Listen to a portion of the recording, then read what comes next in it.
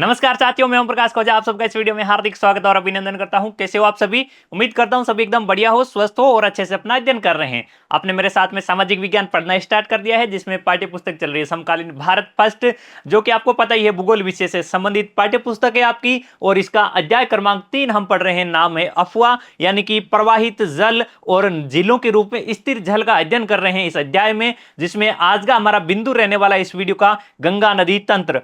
भारत की राष्ट्रीय नदी या फिर कहें कि उत्तर भारत की सबसे प्रमुख नदियों में से एक नदी गंगा नदी। इस गंगा नदी तंत्र को हम पूरा पढ़ने वाले हैं। नदी तंत्र का मतलब क्या होता है? एक नदी और उसकी सहायक नदियों के द्वारा आपके प्रवाहित क्षेत्र में जिस भी प्रकार की विशेषताएं हैं उनका हम इसमें अध्ययन करते हैं। यानी कि इस वीडियो में हम गंगा नदी के उद्गम से लेकर बंगाल की खाड़ी में विलय होने तक की सभी प्रकार की विशेषताओं का अध्ययन करेंगे। इसमें बाएं तट से कौन सी सहायक नदियां मिलती है, दाएं तट से कौन सी सहायक नदियां मिलती है, इसकी सहायक नदियां हिमालय से कौन सी उद्गमित हो रही है और प्रायद्वीपीय पठार से उद्गमित होकर आने वाली इसकी सहायक नदियां कौन कौन सी है, इन तमाम बिंदुओं पर हम चर्चाएं करेंगे।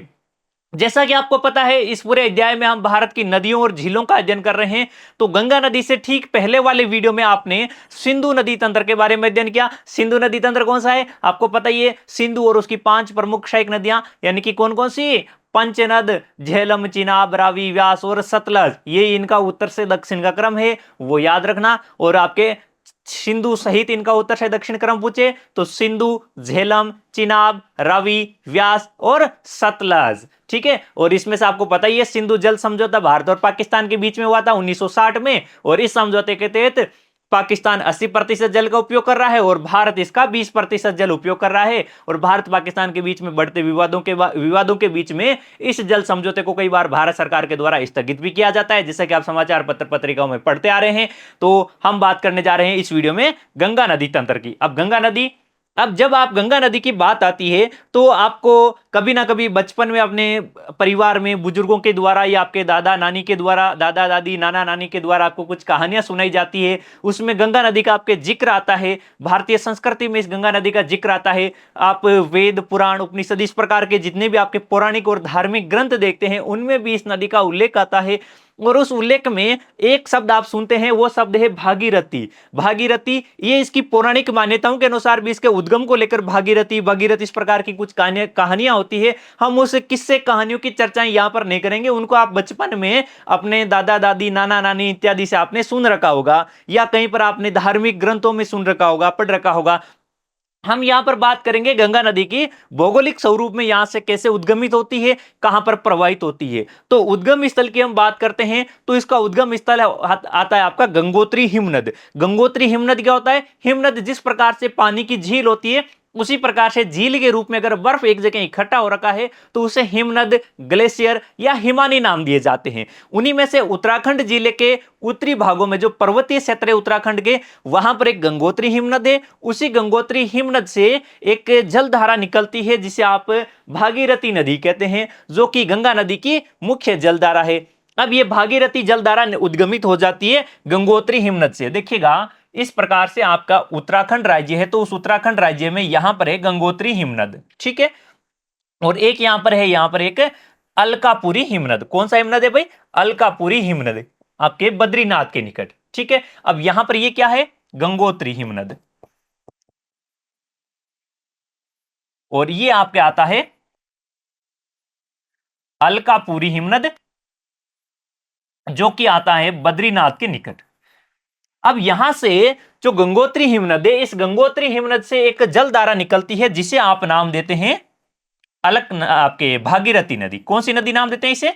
इसे नाम दिया जाता है भागीरथी नदी। यह भागीरथी नदी उद्गमित होकर इस प्रकार से प्रवाहित होती है। और इसी तरीके से अलकापुरी हिमनद से एक नदी निकलती है जिसे नाम दिया जाता है अलकनंदा। क्या नाम देते हैं भाई इसे? इसे नाम दिया जाता है अलकनंदा, जो कि अलकापुरी हिमनद से निकलती है। और निकलकर ये नदी भागीरथी नदी में आकर मिल जाती है। जिस स्थान पर इनका संगम होता है उस संगम वाले स्थान को कहा जाता है देवप्रयाग।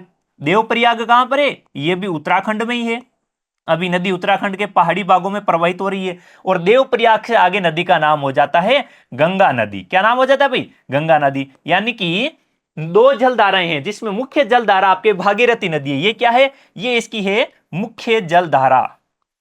मुख्य धारा है भागीरथी, जो कि गंगोत्री हिमनद से निकलती है, देवप्रयाग में आती है तो इसमें अलकनंदा नदी आकर मिल जाती है और इनके अलकनंदा और भागीरथी के संगम स्थल देवप्रयाग कहलाता है। और इस देवप्रयाग से आगे नदी का नाम गंगा नदी हो जाता है, जो कि फिर आपके हरिद्वार वाले क्षेत्र से मैदानी भागों में प्रवेश करती है। यानी कि गंगोत्री हिमनद से लेकर हरिद्वार से ठीक पहले तक नदी पर्वतीय क्षेत्रों में प्रवाहित होती है, उसके बाद में ये मैदानी क्षेत्रों में प्रवेश कर जाती है। अब हरिद्वार के निकट कहां से निकल, पहाड़ों से निकलकर ये मैदानों में प्रवेश कर जाती है। अब यहां पर इनका मिलन स्थल आप देखते हैं ना, ये आपके ये वाला क्षेत्र कौन सा है, ये देवप्रयाग वाला क्षेत्र है, जहां पर अलकनंदा और भागीरथी का संगम स्थल है। कुछ इस प्रकार का आपको संगम स्थल देवप्रयाग के रूप में देखने को मिलता है। ठीक है, अब देखिएगा इस नदी में कुछ सहायक नदियां भी आती है। भाई एक तो आपने सहायक नदी देखी है, भागीरथी और अलकनंदा दो जल धाराएं हैं, जिसमें से भागीरथी मुख्य है, अलकनंदा इसकी सहायक नदी है।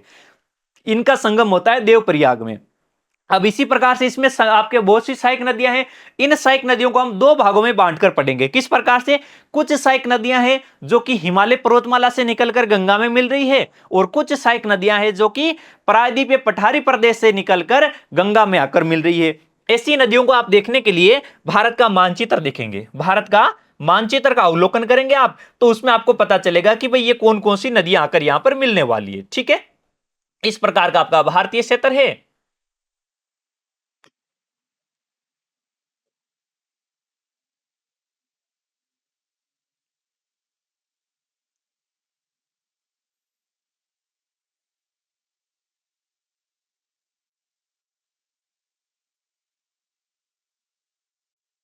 अब जब आप ऐसे भारतीय क्षेत्र में आप देखेंगे तो आप उत्तराखंड वाला क्षेत्र देखते हैं, जहां से नदी का उद्गम होता है। कहां से होता है भाई, उत्तराखंड वाले क्षेत्र से नदी का उद्गम होता है। फिर आपके प्रायद्वीपीय पठार से इसमें सहायक नदियों की बात आती है ना, तो वो नदियां आती है जो अरावली पर्वतमाला से निकलती है। कुछ नदियां हैं जो विंध्याचल पर्वतमाला से निकलती है, यानी कि मध्यवर्ती उच्च भूमि से। जो भारत का आपने भौतिक विभाजन पढ़ा है, उसमें भारत का मध्यवर्ती उच्च भूमि वाला भाग पड़ा है प्रायद्वीप में, वहां से जो नदियां निकलती है वो नदियां आकर गंगा में आकर मिल जाती है। ठीक है, इस प्रकार का आप भारतीय क्षेत्र देखते हैं, जिसमें ये वाला क्षेत्र कौन सा है, ये वाला भाग है आपका उत्तराखंड।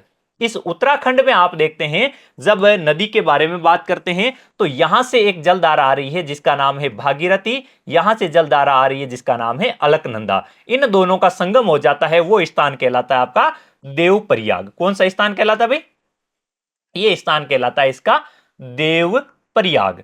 अब इस देवप्रयाग से आगे हरिद्वार वाला क्षेत्र आता है, जहां से नदी मैदानी क्षेत्रों में, फिर आपके उत्तराखंड, उत्तराखंड से नदी आपके बिहार, बिहार से ये नदी जाती है पश्चिम बंगाल, और यहां से कुछ इस प्रकार से दो धाराओं में विभाजित होते हुए डेल्टा बनाते हुए ये समुद्र में नदी इस प्रकार से विलय हो जाती है। ठीक है, हम यहां पर उत्तराखंड वाले क्षेत्र से पहले हम बात करें इसकी सहायक नदियों की, तो इसमें सहायक नदियां आती है। हिमालय से निकलने वाली प्रमुख सहायक नदियों की बात करें तो यहां से एक गंगोत्री हिमनद, यमुनोत्री हिमनद है, जहां से एक यमुना नदी निकलकर इसमें गंगा में मिलती है। कौन सी नदी, ये नदी आती है इसमें यमुना नदी, जो कि हिमालय से निकलने वाली प्रमुख नदी है, और इसका उद्गम आपके यमुनोत्री हिमनद से होता है, जो कि यहां पर प्रयागराज, कहां पर मिलती है भाई, ये नदी प्रयागराज उत्तर प्रदेश में जाकर यहां पर मिल जाती है। उत्तर प्रदेश के अंतर्गत आती है जगह प्रयागराज, जिसे आप, जो गंगा नदी से संबंधित 5 प्रयाग होते हैं, उन 5 प्रयागों में से एक आपके प्रमुख प्रयाग आता है प्रयागराज। 5 प्रयाग तो आपके 5वें प्रयाग के रूप में देव प्रयाग रहता है। इससे पहले भी आपके कर्ण प्रयाग, रुद्र प्रयाग आते हैं। इस प्रकार के 5 प्रयाग हैं, और उसके बाद में यमुना नदी के मिलन स्थल पर आता है प्रयागराज, जो कि उत्तर प्रदेश में है। बाकी 5 प्रयाग कहां पर है, वो उत्तराखंड में आते हैं। ठीक है, ये तो आती है एक आपके हिमालय से निकलने वाली सहायक नदी। और कौन सी आती है, गागरा, गंडक और कोसी, ये नदी आती है यहां पर, गागरा, गंडक और ये कोसी नदी। इनमें से जो कोसी नदी है, ये कोसी नदी बिहार वाले क्षेत्र में, नेपाल हिमालय से निकलती है, यहां से नेपाल वाले क्षेत्र से आती है कोसी नदी, फिर बिहार से भारत में प्रवेश करती है, फिर आपके बिहार वाले क्षेत्र में ये गंगा नदी के साथ में विलय हो जाती है। कोसी नदी की वजह से बार बार बिहार के क्षेत्र में बाढ़ की स्थितियां देखने को मिलती है। हर वर्ष वर्षा ऋतु के दौरान बिहार में भयंकर बाढ़ें आती है, और उन बाढ़ों का सर्व प्रमुख कारण ये कोसी नदी है। इसीलिए कोसी नदी को कहा जाता है बिहार का शोक, सोरो ऑफ बिहार। कोसी को क्या कहते हैं, बिहार का शोक कहते हैं, बार बार इसकी वजह से बाढ़ें आने के कारण। ये तो आ जाती है जो नदियां हिमालय पर्वतमाला से निकलती है। हिमालय पर्वतमाला तो आपको पता ही है कहां पर है, आपने पूरा हिमालय पर्वतीय प्रदेश पढ़ रखा है, जिसमें ये वाला क्षेत्र हिमालय हिमालय पर्वतीय प्रदेश है। अब यहां से ये नदियां आ रही है। अब इनमें से आपके कुछ नदियां आकर यहां पर मिलेगी जो आपके प्रायद्वीपीय पठार से निकलेगी। अब प्रायद्वीपीय पठार की बात करोगे तो यहां पर आती है अरावली पर्वतमाला, यहां पर आ जाती है विंध्याचल पर्वतमाला, यहां पर सतपुड़ा, यहां पर अमरकंटक का पठार, और फिर यहां पर आ जाता है आपका पश्चिमी घाट। ठीक है, अब इसमें से यहां से बहुत सारी नदियां निकलती है। कहां से? इस अमरकंटक के पठार से, अमरकंटक पठार से। यहां पर आती है ये आपकी विंध्यन श्रेणी, और यहां पर आती है अरावली श्रेणी। अब यहां से जो नदियां निकलेगी, चाहे अरावली से निकलो, विंध्याचल से निकलो, या अमरकंटक के पठार से, या अगर कोई सतपुड़ा से निकलती है, या फिर महादेव मेकाल, ऐसी कुछ श्रेणियां हैं, यहां से अगर कुछ नदियां यहां पर प्रवाहित होती है, वो नदियां आपके प्रायद्वीपीय पठार से निकलने वाली प्रमुख नदियां हो जाएगी। ठीक है, वो नदियां, कुछ नदियां यमुना में मिलेगी और कुछ नदियां प्रत्यक्ष रूप से जाकर गंगा में मिलेगी। अब वो कौन कौन सी नदियां हैं? तो उनमें आती है चंबल, बेतवा, सोन। इनके अलावा आप नदियां देखेंगे तो यहां पर नदियां और भी मिलेगी, जैसे सिंध, काली सिंध, केन, और ये आपकी बेतवा। फिर यहां पर नदी आ जाती है आपके दामोदर। ये आपके कुछ नदियां और हैं जो कि गंगा नदी में आकर मिलती है। जैसे इसमें आप बात करें बेतवा, सोन, कौन सी नदियां हम बात करें? अगर बेतवा की, सोन की, सिंध की, केन की और दामोदर की, ये नदियां प्रत्यक्ष रूप से गंगा नदी में जाकर मिलती है। बाकी चंबल नदी यमुना में जाकर मिलेगी और यमुना के माध्यम से गंगा तक पहुंचती है।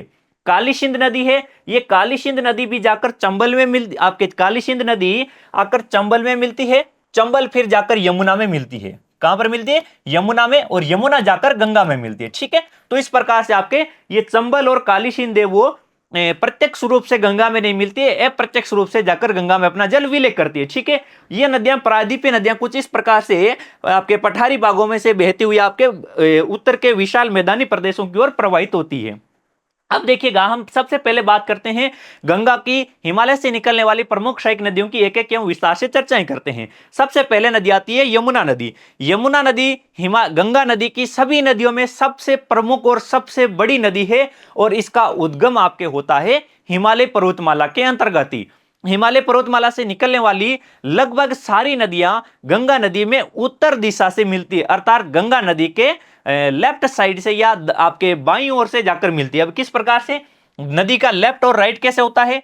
अब देखिएगा, गंगा नदी इस प्रकार से प्रवाहित होती है, गंगा नदी के प्रवाह की दिशा इस प्रकार से है। ठीक है, कौन सी नदी है ये नदी है आपकी गंगा नदी।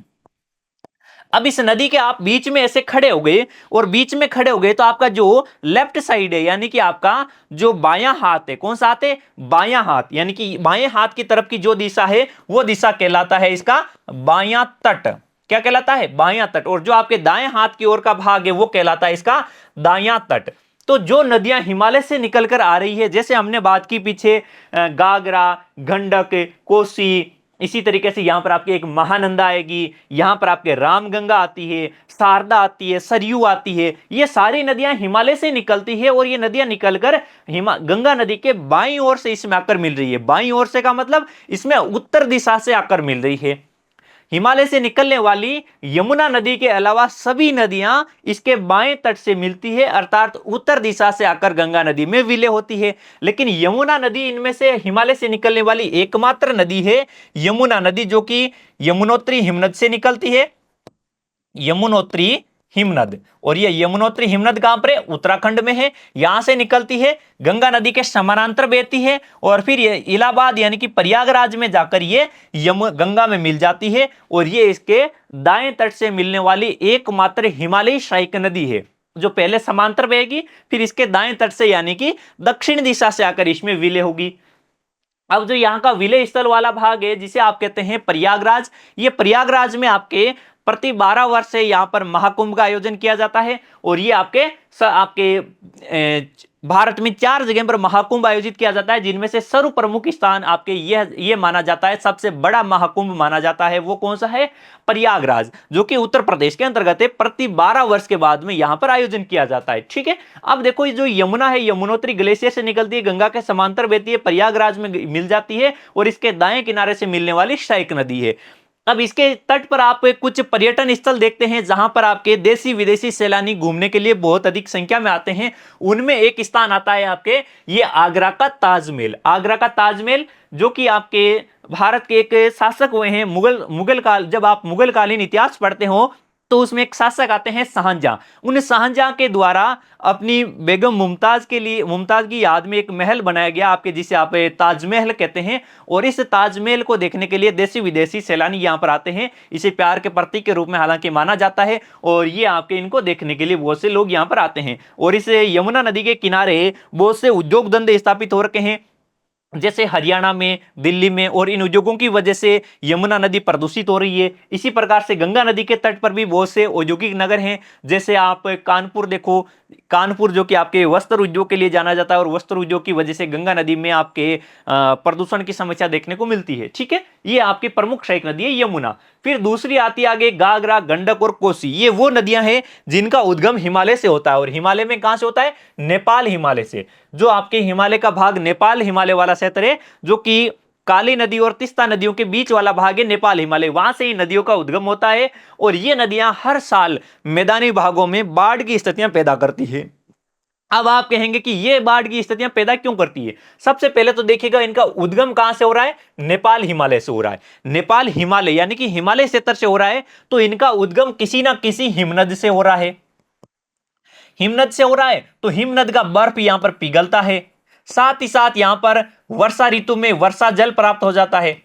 तो इन दोनों का जब जल प्राप्त हो जाता है तो नदी में पानी की मात्रा बहुत अधिक हो जाती है, और बहुत अधिक हो जाती है तो नदी का पानी नदी के तटबंधों से बाहर आ जाता है। तटबंध का मतलब क्या होता है? नदी के जो दोनों किनारों की जो बाउंड्री होती है जिसके बीच में नदी प्रवाहित होती है, तो इसमें जब जल की मात्रा अधिक हो जाती है तो नदी में उफान आ जाता है और नदी का पानी बाहर फैल जाता है। बाहर फैलकर मैदानी क्षेत्रों में बाढ़ की स्थिति पैदा कर देती है, जिसमें से ये आपकी कोसी नदी है। इस कोसी नदी की वजह से बिहार में सर्वाधिक बाढ़ आती है। बिहार में सर्वाधिक बाढ़ लाने वाली नदी है कोसी नदी। इसीलिए तो इसे कोसी को क्या कहा जाता है? बिहार का शोक कहा जाता है। क्या कहते हैं भाई? बिहार का शोक कहा जाता है, सोरो ऑफ बिहार। अंग्रेजी में कहते हो क्या होता है? सोरो ऑफ बिहार, बिहार का शोक कहा जाता है। अब देखो, अब जब इनकी वजह से आपके बाढ़ आएगी तो जनजीवन प्रभावित हो जाएगा, जान माल का इसमें नुकसान होगा। आपके जितने भी आपके सड़क मार्ग हैं वो सड़क मार्ग आपके अवरुद्ध हो जाते हैं, सड़क मार्ग टूट भी सकते हैं। रेलवे लाइनों की रेलवे लाइनों और रेलवे यातायात इससे प्रभावित हो जाता है, पुल टूट सकते हैं। ऐसे यहां पर जान माल के नुकसान देखने को मिलते हैं। लेकिन इस बाढ़ का कुछ फायदा भी होता है। वो फायदा क्या रहता है? बाढ़ के समय में जहां पर बाढ़ का पानी फैल जाता है उसमें पानी के साथ साथ में जलोढ़ या कांपीय मिट्टी का जमा हो जाता है। क्या जमा होता है भाई?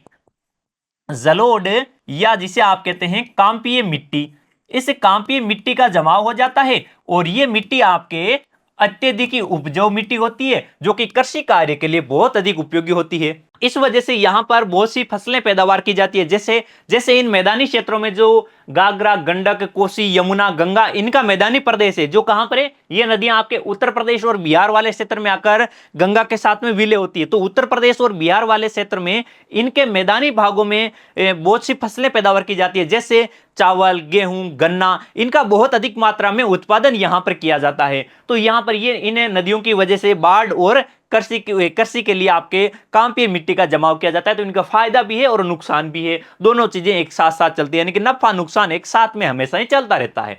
फिर आप बात करते हैं दूसरी नदियों की, जो कि गंगा की प्रमुख प्रायद्वीपीय सहायक नदी, यानी कि वे नदियां जिनका उद्गम प्रायद्वीपीय भागों से होता है, वे कौन कौन सी नदियां हैं? तो उनमें आपको नदियों का तो पता ही है, कौन कौन सी है भाई? चंबल, बेतवा, सोन। और इनके अलावा यहां पर आपको कुछ अन्य नदियों की बात पूछ लें तब आप बता देना कि भाई यहां पर एक नदी आ जाती है सिंध नदी। सिंध, बेतवा आ गई, सोन आ गई। एक नदी आ जाती है केन, एक नदी आ जाती है दामोदर, एक नदी आ जाती है काली सिंध। कौन सी आ जाती है भाई? काली सिंध। अब इनमें से आप ये भी याद रखना यहां पर कि जो ये सिंध नदी, ये सॉरी काली सिंध नदी और ये चंबल नदी है, ये नदियां आपके अप्रत्यक्ष रूप से यमुना आपके गंगा में मिलती है। अप्रत्यक्ष रूप से गंगा में विलय हो जाती है। अब अप्रत्यक्ष रूप से कैसे होती है, तो देखिएगा इस प्रकार से आपकी गंगा नदी प्रवाहित हो रही है। कौन सी नदी है ये नदी यहां पर है गंगा नदी। जब आप गंगा की प्रायद्वीप पे भारत से निकलने वाली 6 नदियां देखेंगे तो उनके साथ साथ एक नदी यहां पर आकर मिलती है, उनमें से यमुना नदी। कौन सी नदी है भाई, ये नदी है यमुना नदी, जो कि हिमालय से उद्गमित होने वाली नदी है। अब देखिए वो इसमें आपके बाकी 6 नदियों की बात करते हो ना, तो उसमें एक नदी आकर मिलती है चंबल नदी। कौन सी नदी आती है, इस प्रकार से आकर मिलती है चंबल नदी। चंबल का उद्गम कहां से होता है, चंबल का उद्गम होता है विंध्याचल पर्वतमाला से। यहां पर कौन सी पर्वतमाला है, विंध्याचल। इसी प्रकार से यहां पर आपके कौन सी पर्वतमाला है, अरावली। कौन सी है भाई, ये अरावली है। और ये पर्वतमाला यहां पर है आपके विंध्यन पर्वतमाला। अब इस चंबल नदी में एक नदी यहां पर आकर बनास नदी भी मिलती है। कौन सी नदी मिलती है, बनास नदी भी मिलती है। बनास में भी बहुत सी छोटी छोटी सहायक नदियां आकर मिलती है जो कि अरावली से निकलती है। तो इस प्रकार से अरावली और विंध्याचल पर्वतमालाओं का जल है वो इन छोटी छोटी नदियों के माध्यम से गंगा नदी तक यमुना नदी के माध्यम से पहुंच जाता है। अब इसी प्रकार चंबल नदी में एक नदी आकर मिलती है जिसका नाम क्या है भाई, यहां पर इस नदी का नाम है काली सिंध। कौन सी नदी है भाई, ये नदी है आपके जिसका नाम है काली सिंध। इसी प्रकार से यहां पर नदी आकर मिलती है जिसका नाम है सिंध। यहां पर नदी आकर मिल रही है जिसका नाम है बेतवा। यहां पर एक नदी आकर मिल रही है जिसका नाम है आपके केन। यहां से एक नदी मिल रही है जिसका नाम है सोन, जो कि यहां पर अमरकंटक के पठार से उद्गमित होती है। कौन सी नदी है भाई, सोन नदी। इसी प्रकार से यहां पर आपके पश्चिम बंगाल वाले क्षेत्र में दामोदर नदी आकर मिल रही है। ये नदियां है इस प्रकार से मिलती है जो कि यहां पर अर्ध शुष्क क्षेत्रों से निकलती है। अर्ध शुष्क क्षेत्र कौन से, अर्ध शुष्क क्षेत्र आपका ये अरावली पर्वतीय प्रदेश वाला भाग, जो कि राजस्थान में फैला हुआ है, विंध्याचल पर्वतमाला जो कि इसका कुछ एक भाग राजस्थान में आता है, बाकी इसका मध्य प्रदेश वाले क्षेत्र में, फिर आपके छत्तीसगढ़ वाले क्षेत्र में ये अमरकंटक का पठार, यहां से ये पूरा का पूरा भाग अर्ध शुष्क क्षेत्र है। और यहां से ये सारी नदियां मिलकर गंगा और उसकी सहायक नदियों में आकर मिल जाती है। इनमें से आपके एक दामोदर नदी है जो छोटा नागपुर के पठारी प्रदेश होकर बहने वाली प्रमुख नदी है। जब आपने प्रायद्वीपीय भारत पढ़ा और उसमें छोटे नागपुर पठार की हम चर्चा कर रहे थे तो आपको बताया था कि भाई ये छोटा नागपुर का पठार है, दामोदर नदी के द्वारा प्रवाहित क्षेत्र है, यानी कि दामोदर नदी के द्वारा अफवाहित क्षेत्र है। अब इसमें से जो ये दामोदर नदी है ये छोटा नागपुर पठार यानी कि झारखंड से निकलकर फिर आगे पश्चिम बंगाल में जाती है और पश्चिम बंगाल में जाकर यमुना में इसमें गंगा नदी में मिल जाती है। तो इस दामोदर नदी की वजह से पश्चिम बंगाल वाले क्षेत्र में बाढ़ की स्थितियां पैदा होती है और इस वजह से दामोदर नदी को कहा जाता है बंगाल का शोक। जैसे कोसी नदी को बिहार का शोक कहते हैं, उसी प्रकार से दामोदर नदी को बंगाल का शोक कहते हैं, यानी कि शोर ऑफ बंगाल कहा जाता है। अब देखिएगा ये जो दामोदर नदी की वजह से पश्चिम बंगाल में बाढ़ आती है उसके लिए दामोदर नदी घाटी परियोजना बनाकर इस पर एक बांध बनाए गए हैं जिसके द्वारा आपके सिंचाई के लिए जो नहरें वगैरह निकालकर या जल विद्युत का उत्पादन करते हुए बाढ़ के पानी को नियंत्रित करते हुए इसमें आपके बाढ़ को कुछ हद तक नियंत्रण किया गया है। इस वजह से वर्तमान में इससे बाढ़ की स्थितियां कम देखने को मिलती है। अब इनमें पानी की मात्रा की बात कही भाई कम होती है, लंबाई भी इनकी कम होती है, तो उसका कारण यह है कि यहां से जो नदियां निकल रही है चाहे अरावली हो, विंध्याचल हो या फिर अमरकंटक का पठार हो, इनकी ऊंचाई इतनी अधिक नहीं है कि यहां पर ग्लेशियरों का निर्माण हो जाए। ग्लेशियरों का निर्माण कहां पर होता है, जो ऊंचे पर्वतीय क्षेत्र होते हैं वहां पर आपके ग्लेशियरों का निर्माण होता है। यहां पर हिम का जमाव नहीं होने की वजह से ग्लेशियरों का अभाव है। इसलिए इनमें जो आपके चाहे आपका बनास हो, चंबल हो, सिंध, काली सिंध, बेतवा, सोन, केन, दामोदर, ये जितनी भी नदियां हैं इन नदियों में पानी आपके केवल वर्षा के द्वारा प्राप्त होता है। इस वजह से इनकी पानी की मात्रा कम होती है और जब पानी की मात्रा नदी में कम होती है तो उसकी लंबाई अपने आप कम हो जाती है। ठीक है, तो इस प्रकार से ये आपके प्रायद्वीपीय भारत से निकलने वाली गंगा की प्रमुख सहायक नदियां हैं। अब देखिएगा जब आप गंगा नदी की बात करते हो, मुख्य गंगा नदी जो गंगोत्री हिमनद से निकलकर आपके बंगाल की खाड़ी में मिलती है, ये नदी आपके पूर्व दिशा में फरक्का बांध तक आपके बहती है, यानी कि फरक्का तक बहती है, जहां पर फरक्का बांध भी बना हुआ है। कहां तक भाई, पूर्व दिशा की और पश्चिम बंगाल में फरक्का तक बहती है जो कि डेल्टा का उत्तरी बिंदु है। अब इसका मैं आपको कच्चा चित्र बना रहा हूं आपके सामने कि किस प्रकार से ये आपके प्रवाहित होती है। ये यहां पर देखिएगा उत्तराखंड में ये क्या है, गंगोत्री हिमनद है। यह है आपका गंगोत्री वाला भाग जो कि उत्तराखंड यूटी बोले तो उत्तराखंड के अंतर्गत आता है। यहां से नदी इस प्रकार से बहती है और इसमें आपके छोटी सी वो सहायक नदी भी आ रही है, उसको भी देख लो, ये कौन सी है, अलकनंदा नदी। फिर यहां से ये नदी इस प्रकार से मैदानी भागों में प्रवेश करते हुए इस पूर्व दिशा में इस प्रकार से प्रवाहित होती है और पूर्व दिशा में आकर जाकर ये यहां पर आपके ये डेल्टा बनाता है, इसके द्वारा ये आपके डेल्टा बनाया जाता है। यहां से ये दो भागों में विभाजित हो जाती है। ठीक है, इस प्रकार से दो भागों में विभाजित हो जाती है, जिसका ये वाला भाग है, ये वाला भाग आपके पश्चिम बंगाल में रहता है। कहां पर? भारत के पश्चिम बंगाल में रहता है, जो कि भारत के अंतर्गत आता है। और ये जो आगे का भाग है, ये भाग आ जाता है यहां पर बांग्लादेश में। कहां पर आ जाता है भाई? बांग्लादेश के अंतर्गत आ जाता है, जहां पर इसे पद्मा नाम से जाना जाता है। क्या नाम से जाना जाता है? पद्मा नाम से, जो कि इसकी मुख्य धारा है। अब देखिएगा, ये जो यहां से गंगा नदी निकल रही थी पूर्व दिशा में बहते हुए, इस डेल्टा के उत्तर में यहां पर पश्चिम बंगाल के फरक्का नामक जगह तक पहुंच जाते हैं। यहां पर क्या है? इस डेल्टा का उत्तरी भाग आपके फरक्का है, जहां तक ये नदी पहुंचती है। अब इससे पहले जब ये मुख्य धारा चल रही है, पश्चिम बंगाल में नदी आ रही है, तो यहां पर जैसे ही नदी आपके दक्षिण की ओर मुड़ती है, तब इसकी एक जल धारा तो यहां पर आपके पश्चिम बंगाल की ओर बहती है, और इसकी जो मुख्य जल धारा है वो बांग्लादेश में प्रवेश करके दक्षिण की ओर मुड़ जाती है, जिससे बांग्लादेश में पद्मा नाम से जाना जाता है। ये आपके पद्मा नाम से जानी जाती है। ठीक है, और जो यहां की ये मुख्य धारा है, इसे भागीरथी हुगली कहते हैं। क्यों? यहां पर एक छोटी सी नदी आती है, हुगली नदी, यहां पर इसे कहा जाता है भागीरथी हुगली नदी। भागीरथी हुगली नदी कहा जाता है। और इसी पर आगे डेल्टा के ठीक उत्तर दिशा में यहां पर फरक्का बांध बना हुआ है, फरक्का नामक जगह पर। ठीक है, तो ये आपके इस प्रकार से दो भागों में विभाजित हो जाती है। ठीक है ना, दो भागों से ये उत्पन्न हुई थी भाई, आपके भागीरथी और अलकनंदा से, और फिर जब ये डेल्टा की ओर जा रही है, तो फिर से यहां पर पश्चिम बंगाल में दो भागों में विभाजित हो जाती है। एक भाग पश्चिम बंगाल में बहता है, जिससे जो कि आपकी इसकी एक वितरिका मानी जाती है, और इसकी मुख्य जलधारा है वो पद्मा के नाम से जानी जाती है, और वो पश्चिम बंगाल में बहती है। वहां जाकर इसमें ब्रह्मपुत्र नदी भी आकर मिल जाती है। अब ये ब्रह्मपुत्र नदी कैसे आकर मिलती है? तो देखिएगा, जब ये नदी अंतिम चरण में होती है, अंतिम चरण में कहां पर? अब अंतिम चरण इसका यहां पर देखिएगा, इस मानचित्र में। अब इसमें आप देख पा रहे हैं कि यहां पर आप गंगा नदी को यहां से देख पा रहे हैं कि ये गंगा नदी इस प्रकार से यहां पर प्रवाहित हो रही है। और अब गंगा नदी का प्रवाह क्षेत्र आप इसमें देखेंगे, तो ये क्षेत्र आ जाता है आपका पश्चिम बंगाल वाला भाग। कौन सा भाग आता है? ये वाला भाग आपके पश्चिम बंगाल का है, जिसमें यहां से गंगा नदी दो भागों में बंट रही है। देखिएगा, यहां से एक भाग ये इस प्रकार से है, और दूसरा भाग इस प्रकार से प्रवाहित होता है, जिसमें आप एक नदी यहां पर महानंदा नदी देख रहे हैं। कौन सी नदी है यहां पर? ये नदी आती है आपकी महानंदा, जो कि इसमें गंगा में आकर मिल रही है। अब यहां से जो दो भागों में बह रही है, ये नदी तो आपके भागीरथी हुगली नदी है। कौन सी है भाई? भागीरथी हुगली नदी है, जो कि इसी प्रकार से यहां पर प्रवाहित हो रही है। अब दूसरी नदी की बात करते हैं, तो ये नदी है जिसे यहां पर पश्चिम आपके बांग्लादेश में इसे पद्मा नाम से जाना जाता है। ये वाला जो आपका येलो कलर वाला पूरा भाग है, वो भाग आपके कौन सा है? बांग्लादेश है, जिसमें पद्मा नाम से ये नदी जानी जाती है। अब पद्मा नदी जानी जा रही है। अब ये तो देखिए, अपनी जो भागीरथी हुगली नदी, ये तो आपके डेल्टा की तरफ चले गई, कोलकाता से आगे हुगली, फिर आपके कोलकाता, और ये यहां पर आपके डेल्टा बनाते हुए बंगाल की खाड़ी में यहां पर आगे विलय हो गई है।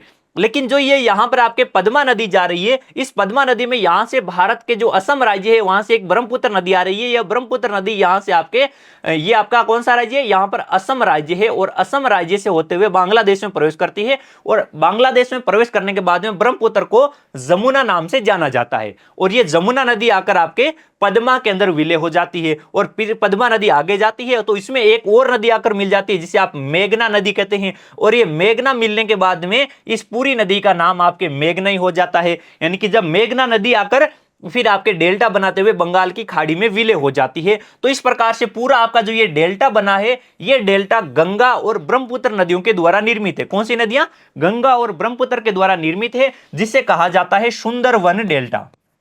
क्या कहते हैं इसे? इसे सुंदरवन डेल्टा कहते हैं, जो कि गंगा और यमुना नदियों के द्वारा निर्मित है। जिसमें कौन कौन सी सहायक नदी आ रही है? प्रमुख नदी तो गंगा और आपके ब्रह्मपुत्र नदी है। अब इनको अलग अलग नामों से जाना जाता है। जैसे भारत वाले भाग में गंगा की दो धाराएं बढ़ जाती है। जो एक धारा आपके भारत में है, जिसे आप भागीरथी हुगली नदी कहते हैं, और दूसरी धारा आपके पश्चिम बांग्लादेश में, जिसे आप पद्मा कहते हैं। इस पद्मा में ब्रह्मपुत्र, जिसे बांग्लादेश में जमुना कहते हैं, वो आकर मिल जाती है। फिर आपके यहां से इसका नाम पद्मा रहता है। और जैसे आपके एक मेघना नदी आकर पद्मा में मिलती है, तो नदी का नाम मेघना हो जाता है। और इस प्रकार से यहां पर जो डेल्टा बन रहा है पूरा का पूरा पश्चिम बंगाल वाले क्षेत्र में, बांग्लादेश वाले क्षेत्र में, जो कि गंगा और ब्रह्मपुत्र के द्वारा निर्मित है, उसे सुंदरवन डेल्टा कहते हैं। सुंदरवन डेल्टा विश्व का सबसे बड़ा डेल्टा है, और सबसे विकसित और तेजी से वृद्धि करने वाला डेल्टा भाग है वो सुंदरवन डेल्टा है। अब आप सुंदरवन की कुछ विशेषताएं देखेंगे, तो सुंदरवन डेल्टा का नाम अब सुंदरवन क्यों है? क्योंकि ये खूबसूरत है। ऐसा तो खूबसूरत तो है ही है, लेकिन यहां पर एक वृक्ष पाया जाता है जिसे हम कहते हैं सुंदरी वृक्ष। क्या नाम देते हैं उस वृक्ष की प्रजाति है सुंदरी वृक्ष। इस सुंदरी वृक्ष के नाम के आधार पर इसे सुंदरवन डेल्टा कहते हैं। अब डेल्टा क्षेत्र है तो यहां पर पानी की मात्रा अधिक है, जलोढ़ मिट्टियों का जमाव है, तो ये एक अत्यधिक पानी की मात्रा यानी कि जल अधिकता की वजह से ये दलदली क्षेत्र बना हुआ है और ये आपके जो सुंदरी वृक्ष है वो इन दलदली क्षेत्रों में अच्छे से विकसित हो जाता है।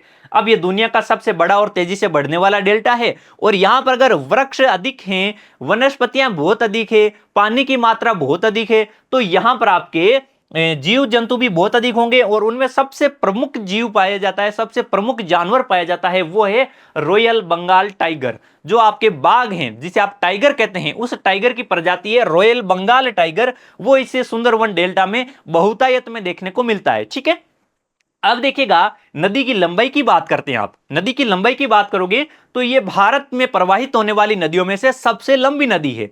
जो भारतीय क्षेत्र में प्रवाहित होती है उनमें सबसे लंबी नदी, इसकी लंबाई आपकी आती है 2500 किलोमीटर।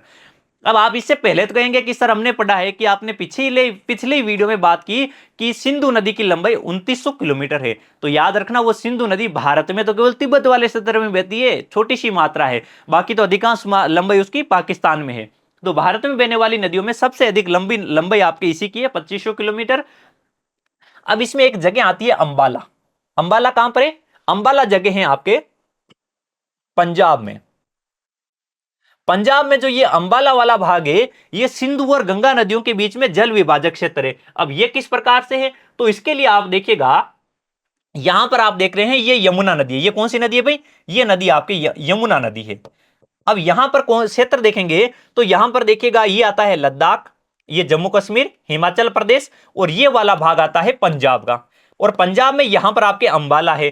कौन सा भाग है? अंबाला है। अब यहां वाला जो ये अंबाला वाला भाग है ये आपके एक उभरा हुआ भाग है। उभरा हुआ भाग है, भाग तो समतल है लेकिन आपके ऊपर उठा हुआ उभरा हुआ भाग है, जो कि इसके पूर्व दिशा में तो गंगा नदी द्रोणी है और इसके पश्चिम दिशा में सिंधु नदी द्रोणी है। अर्थात गंगा और सिंधु नदी द्रोणियों के बीच में जल विभाजक के रूप में अंबाला नामक जगह है जो कि पंजाब राज्य के अंतर्गत है। ठीक है, अब जल विभाजक के बारे में हमने आपको बताया था, जैसे उत्तराखंड में यहाँ पर कामेट पर्वत है, अंबाला है, फिर यहाँ पर जो ये पोटवार वाला पठार है आपके, जिसे आप दिल्ली कटक भी कहते हैं। उसके बाद में राजस्थान में यहाँ पर अरावली पर्वतमाला आ जाती है, फिर यहाँ पर विंध्याचल आ जाता है, अमरकंटक आ जाता है, सतपुड़ा आ जाता है और आपके एक पश्चिमी घाट आ जाता है। उनमें से ये अंबाला वाला भाग है जो गंगा और सिंधु के बीच में जल विभाजक का कार्य करता है। ठीक है, समझ गए बात को? तो ये यहाँ पर इसमें जल विभाजक का प्रमुख कार्य करता है।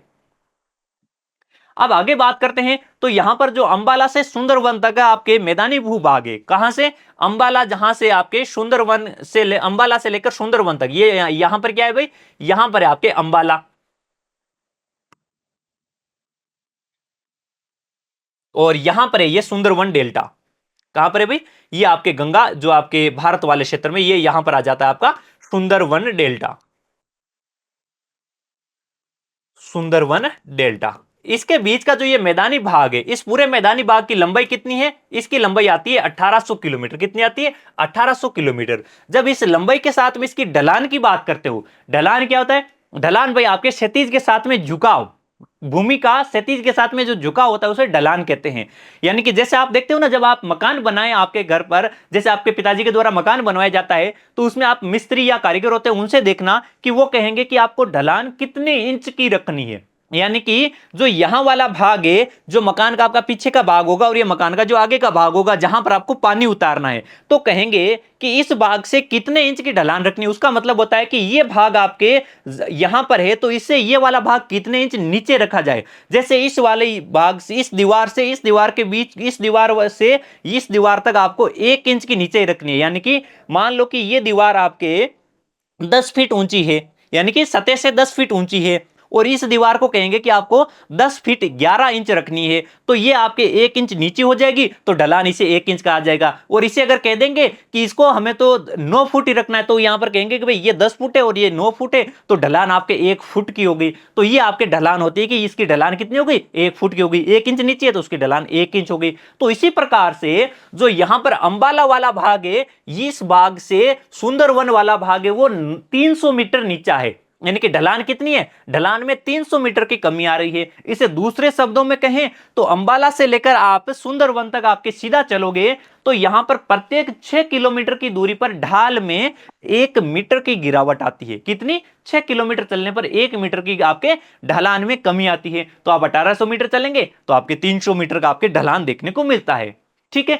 अब इस नदी के द्वारा मार्ग में बहुत बड़े बड़े विसर्प बनाए जाते हैं। विसर्प का मतलब क्या होता है, नदी के मोड़। अब यहां पर नदी में आप देखेंगे कि यहां पर देखिएगा शुरुआत से यहां पर मोड़ बन रहे हैं। मैदानी भागों में यहां पर बहुत से, यहां पर जो छोटे से मोड़ दिख रहे हैं ना, वो धरातल पर आपको बहुत ही वृहद मोड़ दिखेंगे। यहां पर देखिएगा बड़े बड़े मोड़ भी देखने को मिलते हैं। जो ये नदी के द्वारा इस प्रकार से मोड़ बन रहे हैं ना, इन मोड़ को कहा जाता है विसर्प। ये वाला मोड़ क्या कहलाता है, इस मोड़ को कहा जाता है नदी विसर्प, जिसे अंग्रेजी में कहा जाता है मियांडर। ये मोड़ क्यों बनते हैं, क्योंकि मैदानी भाग में जब ढलान कम होती है ना, उस कम ढलान वाले क्षेत्र में पानी घुमावदार रूप में या सर्पिलाकार रूप में बहता है। जैसे आपके सर्प यार ऐसे बल खाते हुए बहता है ना, तो जो सर्प के मोड़ होते हैं उसी प्रकार से नदी के द्वारा मोड़ बनते हैं और उनको क्या कहा जाता है, विसर्प कहा जाता है।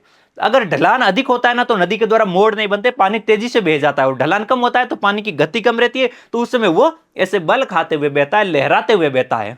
ठीक है। तो यहां पर ढलान कितनी रहती है, 300 मीटर की गिरावट देखने को मिलती है। अब एक प्रोग्राम चलाया गया है नमामि गंगे पर, कौन सी, नमामि गंगे प्रोग्राम या नमामि गंगे योजना। ये क्या है, गंगा नदी प्रदूषण का शिकार हो गई है, गंगा नदी दूषित हो रही है, तो उसके गंगा के प्रदूषण को कम करने के लिए नमामि गंगे परियोजना चलाई गई है, जो कि एक एकीकृत मिशन है। और यह मिशन केंद्र सरकार के द्वारा जून 2014 में प्रारंभ किया गया। अब जून 2014 में इस मिशन को जो स्वीकृति मिली है, इसका उद्देश्य क्या है, इसके दो प्रमुख उद्देश्य हैं। पहला तो गंगा नदी में प्रदूषण के प्रभावों को कम करना, और दूसरा गंगा का संरक्षण करना और पुनरुद्धार करना। इसके लिए बहुत सारे कार्य किए जा रहे हैं। जैसे जैसे आपके गंगा ग्राम विकसित करना, यानी कि गंगा नदी के तटवर्ती क्षेत्रों के गांवों को गंगा ग्राम के रूप में विकसित करना। इसी प्रकार से आसपास के जितने भी नदी के आसपास उद्योग धंधे स्थापित हो रखे हैं, उन उद्योगों के द्वारा छोड़े जाने वाले अपशिष्ट को, यानी कि जो पानी, जो आपके जो द्रवित अवशिष्ट होते हैं, उनको गंगा नदी में या उनकी सहायक नदियों में छोड़ दिया जाता है। तो उन उन अपशिष्टों को आपके बिना उपचारित किए हुए नहीं छोड़ना है, उनमें से आपके हानिकारक तत्वों को बाहर निकालने के बाद में पानी को उसमें छोड़ना है। या जो सीवरेज का पानी छोड़ा जाता है, उस सीवरेज को भी आपके ट्रीटमेंट करते हुए छोड़ना चाहिए, ताकि नदी में प्रदूषण कम हो। तो इस प्रकार के आपके एक एकीकृत मिशन के रूप में केंद्र सरकार के द्वारा जून 2014 में प्रारंभ किया गया एकीकृत मिशन है नमामि गंगे योजना। ठीक है। तो इस वीडियो का आपका लर्निंग आउटकम्स रहा है गंगा और उसकी सहायक नदियां। गंगा नदी जो भारत की राष्ट्रीय नदी कही जाती है, और इसकी सहायक नदियां, इनकी हमने बहुत ही अच्छे से विशेषताएं समझी है। इसके उद्गम स्थल से लेकर इसके डेल्टा तक इसकी तमाम प्रकार की विशेषताओं को मैंने आपके सामने एक्सप्लेन करने का प्रयास किया है, सिंपल से सिंपल भाषा में। और दूसरा आपने सीखा है कि नमामि गंगे परियोजना क्या है, यह परियोजना कब शुरू की गई, इस परियोजना के उद्देश्य क्या है, और यह परियोजना आपके किसके द्वारा संचालित की जा रही है, यानी इसको वित्त पोषण कहां से होता है, तो वो केंद्र सरकार के द्वारा वित्त पोषित योजना है। उम्मीद करता हूं कि आपने इन सबको अच्छे से सीख लिया है, समझ लिया है। तो आपका छोटा सा टेस्ट हो जाए। पहला सवाल आपकी स्क्रीन पर, गंगा नदी की लंबाई कितनी है, गंगा नदी, इसकी लंबाई कितनी है, गंगा नदी जो कि गंगोत्री हिमनद उत्तराखंड से निकलती है, इसकी लंबाई कितनी है, 2500 किलोमीटर, 2900 किलोमीटर, 2000 किलोमीटर, या फिर 1500 किलोमीटर। तो आपने अभी थोड़ी देर पहले देखा कि गंगा नदी की लंबाई कितनी है, 2500 किलोमीटर। यहां पर एक ऑप्शन में दे रखा है 2900 किलोमीटर। यह है आपके सिंधु की लंबाई, किसकी है भाई, सिंधु नदी की लंबाई। अब देखिएगा, जब सिंधु नदी अभी नाम आया ना, तो आपको बहुत से 2-3 नामों से आपको परेशानी हो सकती है। कैसे, आपने एक नाम अभी थोड़ी देर पहले पढ़ा है सिंध, एक आपने पढ़ा है काली सिंध, और एक अभी हमने बात की है सिंधु की। अब जो ये सिंध और काली सिंध की बात करते हैं ना, तो ये आपके प्रायद्वीपीय भाग से निकलने वाली, भाग से उद्गमित गंगा की सहायक नदियां हैं, उद्गमित गंगा की सहायक नदियां हैं। लेकिन जो सिंधु नदी की बात करते हैं ना, जब आप सिंध और काली सिंध की बात करते हैं तो ये गंगा की सहायक नदियां हैं, लेकिन जब आप सिंधु नदी की बात करते हैं ना, तो सिंधु नदी आपके तिब्बत के पठारी भागों से निकलने वाली एक प्रमुख नदी है। जिस प्रकार से गंगा है उसी प्रकार से, लेकिन ये सिंध और काली सिंध कहां है? ये सिंध और काली सिंध विंध्याचल पर्वतमाला यानी कि जो प्रायद्वीपीय उच्च भूमि है वहां से निकलने वाली नदियां हैं, जिसमें से सिंध नदी यमुना की सहायक नदी है और यमुना जाकर आपके गंगा में मिल जाती है। काली सिंध नदी चंबल की सहायक नदी है, चंबल यमुना में मिलती है और यमुना जाकर गंगा में मिलती है। तो गंगा नदी तंत्र से संबंधित ये नदियां हैं। थोड़ा सा विशेष ध्यान रखना, सिंध और काली सिंध अलग है और सिंधु अलग है, ठीक है ना। अगला प्रश्न, निम्नलिखित में से गंगा की कौन सी सहायक नदी हिमालय से निकलती है? गंगा की वो कौन सी सहायक नदी है जिसका उद्गम हिमालय से होता है? हमने यहां पर पीछे चर्चाएं की है कि भाई गंगा की सहायक नदियां कुछ तो है जिनका उद्गम हिमालय से होता है और कुछ का उद्गम प्रायद्वीपीय भागों से होता है। प्रायद्वीपीय भागों में कहां से? अरावली से, विंध्याचल से या फिर अमरकंटक के पठार से। चंबल, बेतवा, सोन या फिर यमुना। अब इनमें से देखिएगा नदियों के उद्गम स्थल देखो, चंबल, बेतवा और सोन, ये नदियां आपके प्रायद्वीपीय भागों से उद्गमित होने वाली। कहां से उद्गमित होती है? प्रायद्वीपीय भाग से या प्रायद्वीपीय पठार से इनका उद्गम होता है। लेकिन जो यमुना नदी है इसका उद्गम हिमालय से होता है। इसका उद्गम कहां से होता है? हिमालय से होता है। यमुना के अलावा हिमालय से निकलने वाली और कौन सी है? तो और आप देखेंगे नदी आती है गागरा, एक नदी आती है गंडक, एक नदी आती है कोसी, एक नदी आती है शारदा या सरयू, एक नदी आती है रामगंगा। कौन सी आती है भाई? रामगंगा। एक नदी आती है महानंदा। एक तापी नदी को याद रखना, वो ब्रह्मपुत्र की सहायक नदी है। किसकी है भाई? तापी को आगे हम पढ़ेंगे, वो ब्रह्मपुत्र की सहायक नदी है, ठीक है। तो ये आपके प्रमुख नदियां आती है। अब इसी के साथ इस वीडियो को हम यहीं पर फिनिश करते हैं और उम्मीद करता हूं कि आपको वीडियो अच्छा लगा होगा, पसंद आया होगा और मेरे द्वारा दिया गया सारा कंटेंट आपको बहुत ही अच्छा लगा होगा और पसंद आया होगा। अगर ऐसा है तो आप इसको अपने साथियों के साथ भी प्रेषित करते रहना और हम मिलते हैं आपसे इसी चैप्टर के नेक्स्ट पार्ट के साथ में अगली वीडियो में। तब तक आप सभी का धन्यवाद। हंसते रहे, मुस्कुराते रहे और मस्त रहें।